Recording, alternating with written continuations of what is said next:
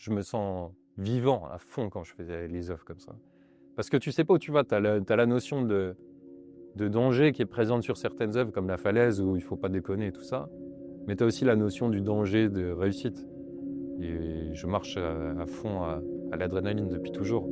Et ce côté-là, il me plaît, ne pas savoir si ça va marcher, si tout va s'aligner.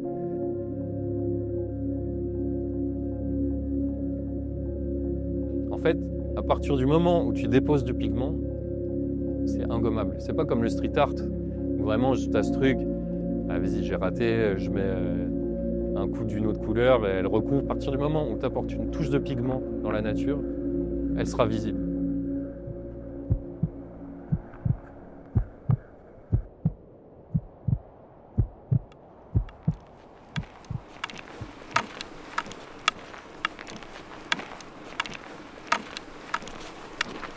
Quand j'étais plus jeune, j'étais en pôle sport parapente, j'ai fait pas mal de haut niveau et j'ai commencé le parapente super jeune.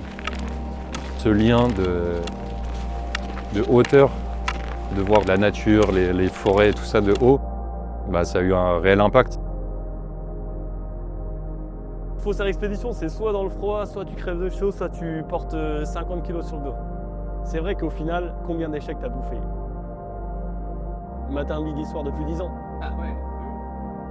T'en prends en dessert, t'en prends aux 4 heures. Ah bah ouais. T'as bouffé des échecs et tu t'es jamais découragé. Parce qu'il y a quand même ce truc de la pression familiale, on en a déjà parlé dans d'autres interviews. Il y a quand même ce truc de le temps passe, les gens se rangent. Être un rêveur à 20 ans, ça fait kiffer tout le monde. Tu vois? Ouais, bien sûr. Quand le rêveur il a 30 ans, s'il continue à dreamer, Ouais. Oui, il y a un moment, il faut du résultat. il faut du résultat. Mais pour avoir du résultat, il faut s'accrocher. Il y a eu deux moments déjà. En fait, il y a eu le premier moment où j'étais en train de monter, je suis complètement sec, je m'allonge par terre, j'avais le cœur qui battait à fond avec tout le matos, là j'en pouvais plus. Et j'étais couché comme ça et je regardais côté alsacien, tu vois, il y a la plaine qui était ensoleillée au fond. Et là je me disais, oh, c'est magnifique ici. Et pourtant, franchement, j'étais en train de tachycarder de ouf. Et le deuxième moment, on arrive, on voit les Alpes, il y a les nuages qui arrivent avec de la neige qui se met à tomber. C'était...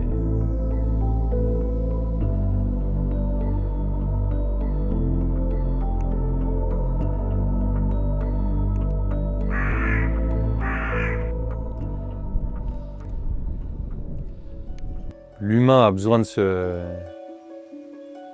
rattacher quand même à de la poésie, à quelque chose de profondément vrai. Et c'est quelque chose, je pense, qui se perd beaucoup avec l'IA, beaucoup avec les réseaux sociaux. Tu vois, je pense qu'il y a vraiment besoin de ce retour à l'essentiel et retour à la nature, parce que je pense qu'on a pris conscience que la Terre a été cramée en fait.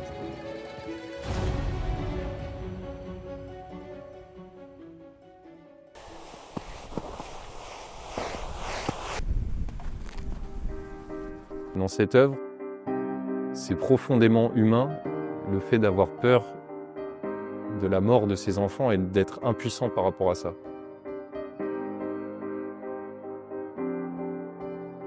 T'as la mère qui crie, t'as l'ours qui est en plus dans l'innocence du truc, qui lui il comprend pas, tu vois, il veut juste ma maman, qu'est-ce que tu fais, pourquoi tu viens pas? Et en fait, les deux ils vont mourir. Ça nous touche émotionnellement parce qu'en tant qu'humain, on se dit que c'est insupportable. Et en fait, la finalité, c'est que eux, en plus, sont impuissants, mais n'ont aucun rapport avec ça, tu vois. C'est pas eux qui sont en train de détruire la planète, c'est nous qui sommes en train de faire n'importe quoi.